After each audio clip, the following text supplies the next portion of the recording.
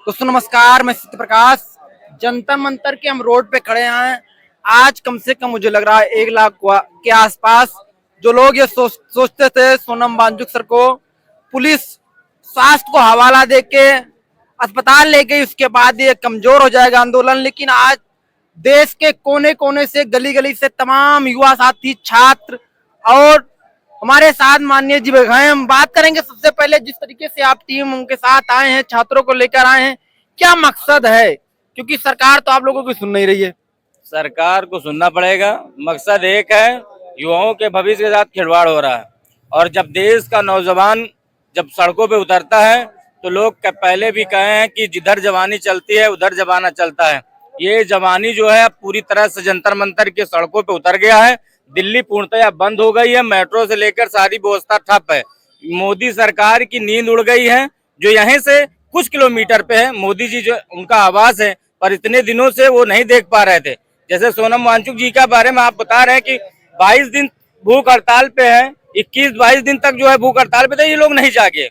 जब उनको लेकर गए यहाँ से और एक इलाज के बहाने कैसे भी लेके गए, जबरदस्ती ले गए, ये तरीका नहीं था। कपड़ा लगा के चारों तरफ से जो है पूरे लोगों को, तो एक समाज में, पूरे देश में नौजवान जिनकी आवाज वो उठा रहे थे, जो मांग कर रहे थे, एक सिंपल सी मांग थी कि धर्मेंद्र प्रधान इस्तीफा दें, पर इस्तीफा न देकर ये लगातार इस आवाज को दबाने का काम कर रहे थे। इसलिए पूरा देश के नौजवान, कोई गांव, कोई जिला, कोई प्रदेश का, किसी संगठन का मामला नहीं है, ये मामला पूरे देश का है और देश के नौजवान उतरे हैं सड़कों पर। अब कुछ होगा और इस्तीफा तो इन धर्मेंद्र प्रधान को देना पड़ेगा।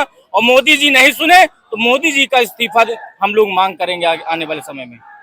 अभी आप लोग धर्मेंद्र प्रधान के इस्तीफे की बात करें, आप प्रधानमंत्री मोदी जी के इस्तीफे की बात करें, लेकिन आज जिस तरीके से छात्र यहाँ आए हैं, आप लोग गांधीवादी तरीके से आंदोलन कर रहे थे, तो इस पे तो सरकार आप बिल्कुल मौन है। नहीं, गांधी जी के देश में मानना तो ये काले अंग्रेज जो भाजपा के जो सरकार में बैठे हुए ना, गोरे अंग्रेजों को मनवा लिया गया है, तो ये तो कोई चीज नहीं है। इनको भी मानना पड़ेगा, आज नहीं तो कल मानना पड़ेगा। और ये गांधीवादी, अम्बेडकरवादी, जितने भी वादी लोग हैं, सब एकजुट हो गए हैं। पूरा देश एक लाइन में खड़ा हो गया है छात्रों के और देश के भविष्य के साथ खिलवाड़ नहीं करने देंगे। इस भाजपा सरकार को उखाड़ फेंका जाएगा। 27 में यूपी का चुनाव है, आप लोग जानते हैं। इसके लिए इनको जो है हम लोग इलाज करेंगे यहाँ यूपी में, और 29 में इस देश से इनको उखाड़ फेंका जाएगा। मोदी जी दोबारा सत्ता में नहीं आएंगे, ये लिख के ले लीजिए। अभी लिख के लीजिए, इसलिए क्योंकि युवाओं के साथ जिस हिसाब से पेपर लीक करके 22 से 23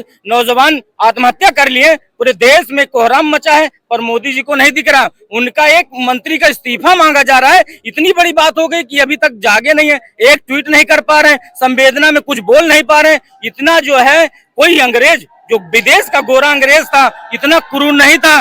गांधी जी जब भी बैठते थे, जब भी अनशन पे बैठते थे, तो अंग्रेजों ने अपने घुटने टेके थे तब, आज से कितने वर्ष पहले। और ये कितने बड़े अंग्रेज हो गए हैं। इनको ये निर्दयी और कितनी क्रूर सरकार है कि अपने लोगों को, अपने देश के उस वैज्ञानिक जो वास्तव में देश के लिए कुछ दिया है और विदेशों में ख्याति है जिसकी, उसे मरने के लिए छोड़ दिया था।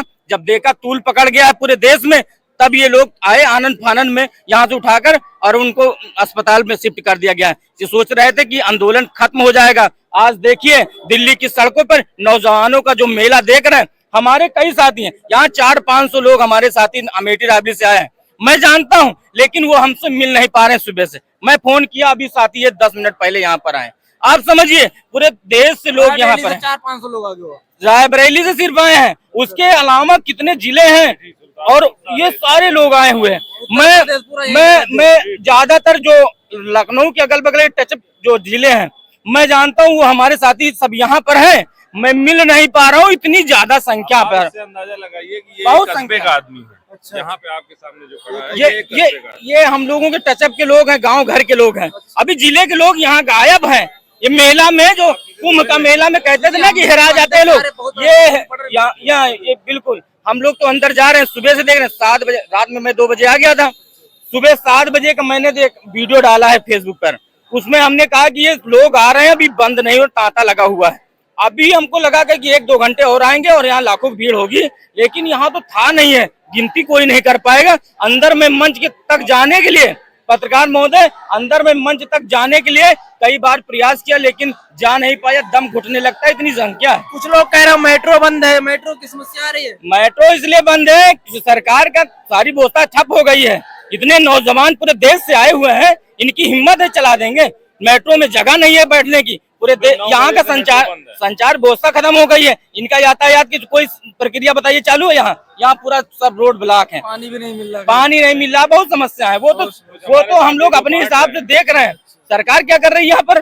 सरकार छात्रों के प्रति इतनी संवेदनशील नहीं है, नहीं तो इतने लोग मारे न जाते। आज मैं एक जो है पंक्तियों के माध्यम से एक बात कहना चाहता हूँ कि दूसरे घर को जलते हुए देखकर जो लोग हैं उस पर हम लोग बात कहना चाह रहे हैं कि जलते घर को देखने वालों फूस का छप्पर आपका है, जलते घर को देखने वाले फूस का छप्पर आपका है, और आग के पीछे तेज हवा है, अगला मुकद्दर आपका है।